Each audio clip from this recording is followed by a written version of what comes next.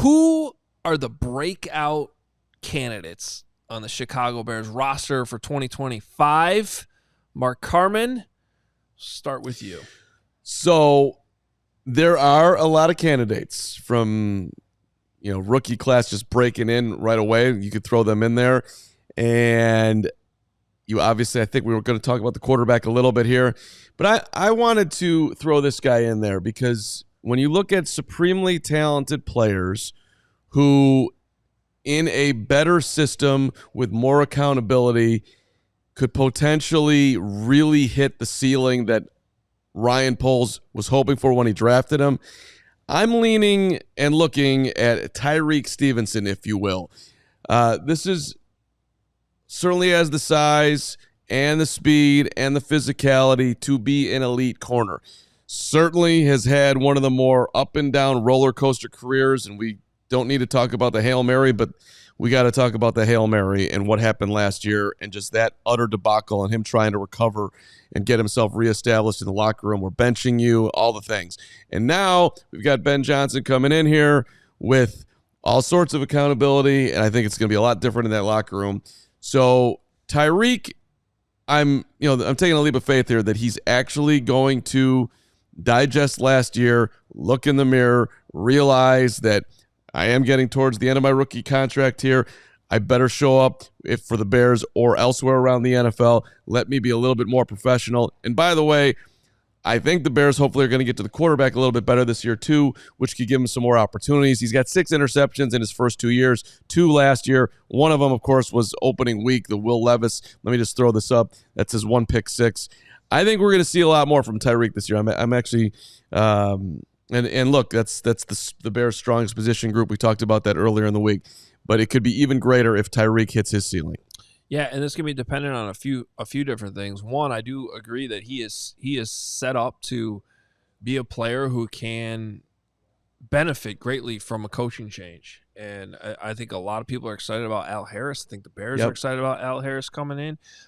He has his defensive backs in Dallas led the NFL in interceptions over the time that he was coaching that position group in Dallas. He emphasizes getting the hands on the football, and his corners that he has coached up have delivered that. And I think that there's no question Tyreek Stevenson has the potential to be a player who gets his hands on the football a lot if mentally and physically he is fully bought in, fully engaged, has his head in the game the entire time. It's going to lead to good things. Also, let's remember what Jalen Johnson told us. Exactly. Jalen Johnson said, I am going to be following number 1 receivers around more. So if Jalen Johnson does his job well in doing that and shutting down top receivers, Tyreek Stevenson is going to have the ball coming his way quite a bit. You would think opportunities should be there for him. And again, look, I don't think anyone is missing the fact there's a lot of talent there, man. And he's a competitor. So look, it's time. Put up or shut up. Tyreek goes south this way. They'll quickly move on from him, and then he can fall into the NFL ether, which you obviously don't want to do, and which would entering his 4th year here. So look, there's financial incentive, there's pride incentive, there's talent there, there's better scheme, more talent, more force in front of him. Al Harris was a great underlining. Let's go, Tyreek. This is your year. And if that happens, by the way, that Bears defense, let's maybe edge past middle of the pack and start, talk about being a top 10 defense again. So I had a little internal debate in my head when we were thinking about doing this little mini pod. Yeah, where are you going, Hogue? And I was like, the obvious choice here is Caleb Williams, but that's kind of boring because it's so obvious. And then I thought about it more. It better damn well be Caleb Williams. Sure. Let's hear it. Give me your reasons. So I think we got to talk about that if we're talking about breakout players. Well, number 1 overall pick a year ago, was not put in the greatest position to have success as a rookie, still showed a lot of promise, over 3,500 yards passing, 20 touchdowns, 6 interceptions. It was a lot choppier than those numbers suggest when you actually watch the games. for a variety of different reasons. But you go out, you get the best head coach candidate, offensive head coaching candidate available, who's led the number one offense over the last 3 years in the NFL. You improve the interior of the offensive line quite drastically, I might add. You get them more weapons, draft a first-round tight end, draft a second-round wide receiver, drafted a first-round wide receiver a year ago who's going to be going into year 2, along with a very proven wide receiver in DJ Moore out there. It is all there for the taking, even if there's still a question at left tackle and a question in the running back room. Caleb Williams is set up for success this year. He is set up to take a big leap. And I'm not going to sit here and be like, oh, Patrick Mahomes won MVP in year two. That's not fair. But Patrick Mahomes won MVP in year 2. So you at least need to be making a big jump here. The Bears need him to be making a big jump. He needs to be making a big jump. All of that is set up in a way that how could he not be the biggest breakout candidate for the Chicago Bears in 2025? It's fair, and along the lines of he better be. Yeah, he better be if you want to be a 10, 11, 12-win team playing in the playoffs. I'm thinking, like, let's say it happens. You had 744 yards that Keenan caught last year. Those are obviously up for grabs. Maybe Luther Burden can get a bunch of them. But Rome, 734 last year, 3 touchdowns. There's a breakout candidate. How much he would be on the list too. How much better can Rome Odunze be in year 2?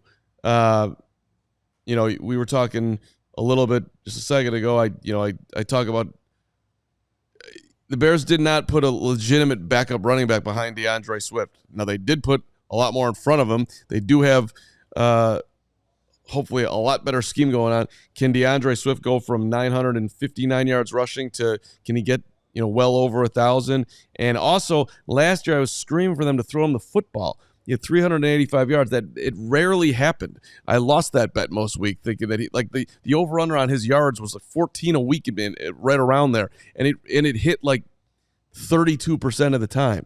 So I would think you have a lot of weapons, but that's an interesting guy out of the backfield. Just different ways to get him the football. So there's those are 2 more guys that could possibly fall into the breakout from 24 to 25 list. Well, I do want to give you a compliment to end this mini pod because I did want to lean into this, so you would do this too. Thank you. You set me up perfectly to compliment you. But it is true because you had a video that our awesome team here at CHGO produced. Steven, did you do that one? That was a Braggs. That was a Braggs. So shout out to Braggs. Shout out Gregory. So Greg made you look good. Can we document that? He's done it.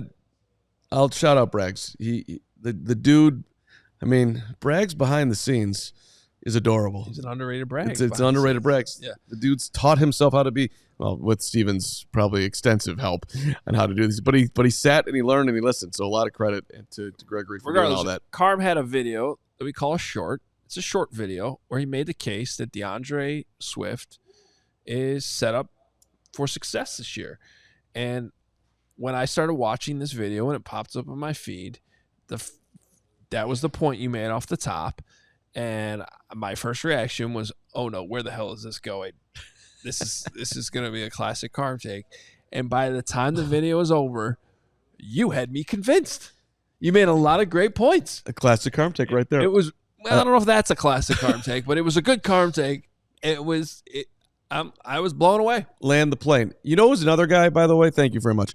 Who's another guy? Hey, Montez Sweat. How about we get into double-digit sacks this year? How about you go way past? It's like he's already broken. His breakout year was 2 years ago. He had 13 sacks total, 6 and 12 and a half. 2 different teams with in sacks. 6 and 6.5 sacks. No, one team, 15. How about? Okay. You're paying him to do your pay. I agree with you, but that's not. I don't call that a breakout. I call that do your job. Well, it'd be breakout numbers wise on one team for him. It would be. How about a Jervon Dexter breakout? Can we get a Jervon Dexter breakout? Probably not. There's the look. How about? I'll give you another one. Let's see where I don't want to go here. How about I mean, somebody make the Torrey Taylor, just say it. No, but how the about punter breaks How about out? someone makes the Pro Bowl on this team other than Jalen Johnson and breaks out? How about Darnell Wright becomes a Pro Bowl player? That would be. How about Breck? Darnell Wright would be a good one. Yeah. Darnell Wright going to an all-pro-ish level in year 3 as a former top 10 pick. Some pancake blocks. That's not that unfair. What happens if they moved him and he locked down the left tackle position? All of a sudden he was just, it looked better than it's ever looked. I know he's probably staying at right. I get it. Or it becomes a Pro Bowl right tackle. That'd be sweet. This has been a fun mini pod. Make sure you check out the CHGO Bears podcast. We go a lot longer every single day, at least 5 times a week. Live, usually. We have a lot of fun. Hit that like button. Hit subscribe. Talk to you next time. CHGO Bears.